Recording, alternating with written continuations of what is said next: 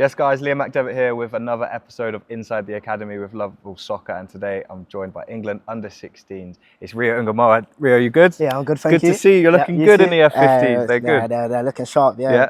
Well, look, we were just talking about East London, whether you're Essex or East London. You said East London, but taking it back, you're obviously still so young. But when did you start playing football? Where did the love start? I think the love started like 4 or 5. Yeah, watching my brother play. I feel like I was watching him, so I just said, "Oh, what's this football?" And then since then, I've just been playing football. So a big footballing family, yeah. And those early memories, I think for me it was going cage, playing ball. That's where you learn. Was it similar for you? Yeah, it was cage football, trying to nutmeg guys, get past them, everything. Yeah. It's a tough decision whether to pay the older guys any respect or not, isn't it? But I think you have to not in the end. And then talk to me about those few months where you know there's interest from an academy and how that felt and going into that environment for the first time. To be fair, I think so around like 6, 7, we'll just go to like, it's called pre-academy stage. So you just go to many different academies and like you'll try to do your best. And I think when all the academies like they want to sign you, it's like, so you have to be humble, but it's like a big thing. Yeah, so, of course. Yeah, for your family as well. It's just massive to play for academy is special. I think the moments where you know someone wants to sign you and you're going back into school and you're the one who's got and you want a to tell all your friends. Got a scout coming to watch. And how did you find it, those pre-academy and then going into the academy, obviously shifting from playing locally? How did you manage that? I think I coped with it very well. It wasn't that difficult because obviously everyone is coming from local teams to academy, so it's like you're really playing with the same level of players, really. So yeah. Now look, I've got to say, saw you on stage, big Zizou, Zidane. That must have been an incredible moment. Zidane, not even just Adidas legend, football legend. It was, when I saw him, I was like, Zidane, like next to me. I was like, I couldn't believe it. I see him on FIFA all the time. So insane. And obviously Zidane, maybe a bit past of who you were looking up to, but which players inspired you and still inspire you today? Messi. The GOAT? The GOAT. Big time, the GOAT. Messi. Agreed. Obviously Neymar. Trying to think who else. I think those players for now. Yeah. On Messi, obviously, for me, greatest of all time. But when you're watching him, when you're studying him, what is it about his game that you try and emulate in your game? Just he thinks like quicker than everyone, but it's like dribbling. No one can get the ball off him. The best, the best. Now look, still so young, but talk to me, nutrition.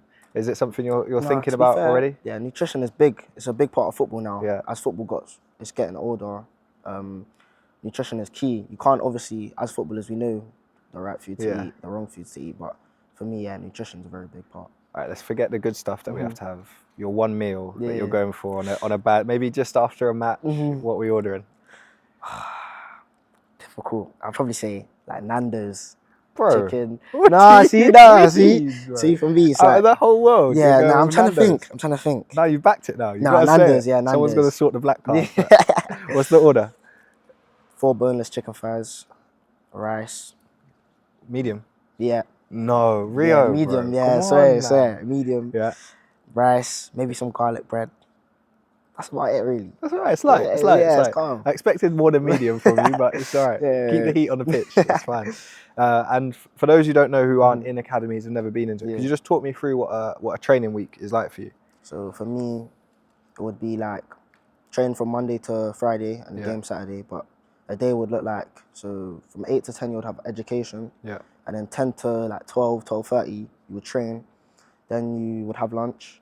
Then after, from like 1 to 3, you might have gym, and then you might have school from 3 to 5. Yeah. So, yeah. For me, I always found whether it was day release or managing the education part of the academy thing was difficult. Is that something that you find easy, or is it something that you've had to learn to evolve and do? Yeah, I've had to learn to adapt to it because managing football and education is difficult. Yeah. But they're both as important as each other, really. And training-wise, is there things that you're starting to realise are better for your body, better for the way you need? What are the areas that you look forward to training the most? Whether it's, I think for me, it's like my weaker foot.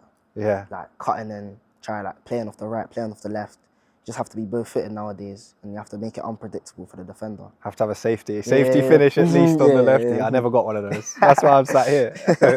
And in terms of, obviously, you've played at some incredible clubs in England under-16. Are there any senior players or older players who have helped you on your journey so far? I think one player that's taught to me is Raheem Sterling. Yeah. I feel Proper guy, and top guy. Yeah, no, he's proper. He's top. He tells me, like, I remember one time he brought me to the side and he was just like, when you lose the ball, just make sure you're always in the game, because at our level, like, everything goes fast paced. So you just have to always be on it, and then you can do a little bit. And you go, yeah. What's it like when, I remember the first time you go train with the first team, but someone like Raheem, who's done so much in his career, so much for England, when he's there giving you advice, how does it make you feel?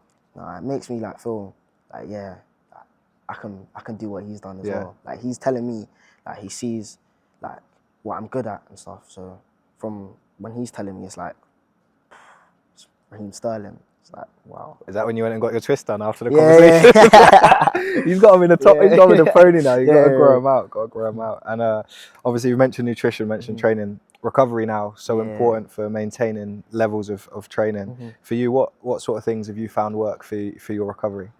For me, like, after games, like ice baths, even like something called like Epsom salt baths, so like hot water and then put salt in it. I know about those, bro. I'm not a novice, bro. I know about those. That's the basics. Now look, we're obviously here with the Adidas new F50s, which I love. You've gone for the laceless version. You were saying before you just like to mix and match. Is there anything else with your boots? Any superstitions? Anything you like to do to them? Like, when I get new boots, I like to put it in hot water. So like, it just in the bath. I'm so glad people still do that, because when I was young, the first day I get them, I'm going in the bath. It just eases. I don't know if it does anything. No, I think it does. I think it does. Yeah, no, it helps. So a hot bath, and then how will you decide whether you're going to go laceless or a laced pair? I don't know. When it's just the day I'm feeling laceless, I might just go with laceless. Laces. As always, Adidas always been part of your journey. You've always been an F50 man. F50. I mean, I was a bit young when like the original F50s. When I tell you, when the original F50s came out, elite boot. Elite. But F50s, that's your preference. Now, definitely F50s. Have you got an all-time favorite colorway? These rank high for me. I love these. These are top. But I think those, like, the orange, I don't know what they're called. They're like messy ones. He wore them in like the Champions League. Are they a nemesis? Are they? No. Orange and black. Orange and black. They're good.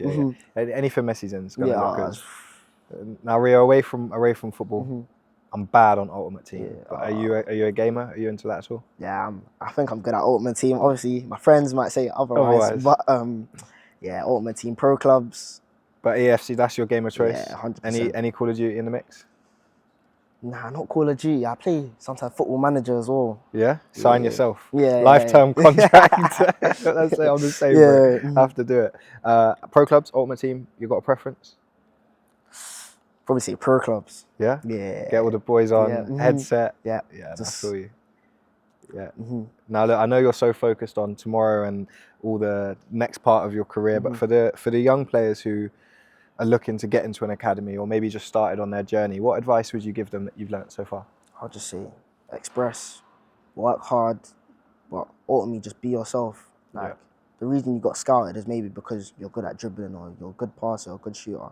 So I think for me, you just have to be yourself, express, but work hard, because without working hard, you wouldn't even be scouted by an academy. And during these Inside the Academy episodes, I went all the way through the system, and like, when I look back to now, I'm not playing. When I look back and I'm like, I learned so much from all these experiences. For you, what have you been learning from the academy experience? Maybe not even just football-wise, but as yourself as a person, what have you learned? For me, it's just resilience. You always got to believe in yourself. Like, you might be having 2, 3, 4 bad games, but you always know that you should always think you're the best.